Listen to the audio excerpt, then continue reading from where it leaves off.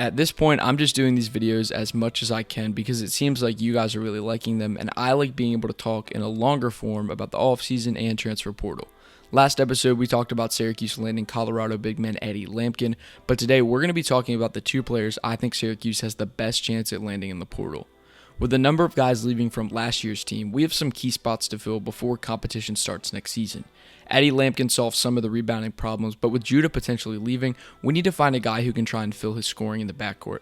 Both of the guys we're talking about today can score the ball really well, and that's why I think Syracuse will be pursuing them so thoroughly.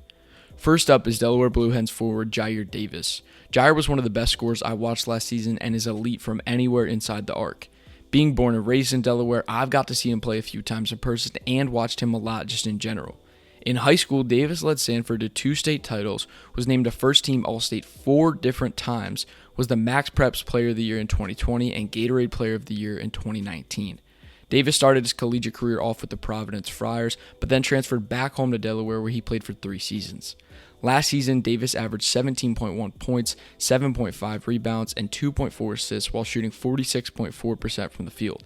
From beyond the arc, Davis only shoots 24.6% and 73.3% from the free throw line.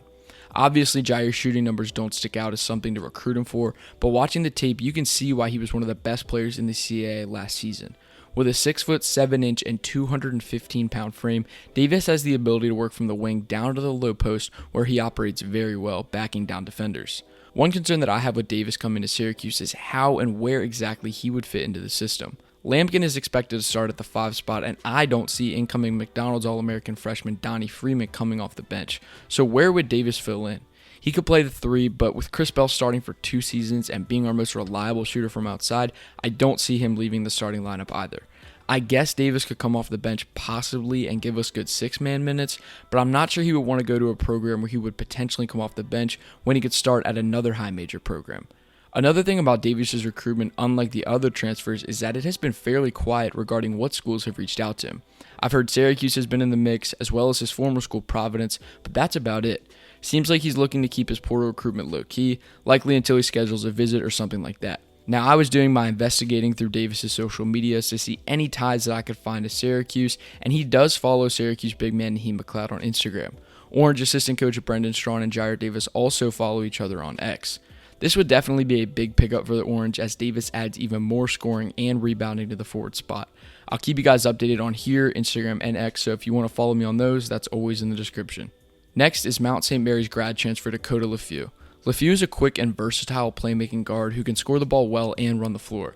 Leffew was one of the first players who we had seen Syracuse reach out to when the portal opened, and since then he has also heard from schools such as Gonzaga, BYU, Notre Dame, Indiana, Clemson, Virginia Tech, Villanova, Arizona State, and many, many more. It is also worth mentioning that he is originally from Georgia and has heard from the Georgia Bulldogs coaching staff. Leffew averaged 17.6 points, 4.3 rebounds, and 3.9 assists last season while connecting on 43% of his shots from the field and shooting 36.5% from beyond the arc. Because Leffew played at Mount St. Mary's in the MAAC, some people have doubts he could perform at a high level in the ACC, but I would argue otherwise. I feel like Cuse fans aren't talking about this guy enough as having legit starting guard potential for our program. I think Leffew would match up well in the backcourt with Starling and could sort of replace Judah when it comes to scoring the ball. Leffew is a member of the All-MAAC first team and reached 1,000 career points last season.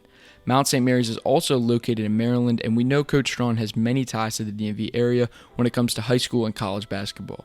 I'm interested to see where Dakota Leffew's recruitment goes, but I don't think it would be bad at all to add an experienced guard to the roster to help adjust the current backcourt situation with Judah possibly departing for the NBA draft. That's all I got for episode 3. Going to be making even more of these as news keeps coming out regarding the transfer portal and offseason. Comment below what else you want to see me talk about in the next few episodes of the series, and I'll be sure to get to them next.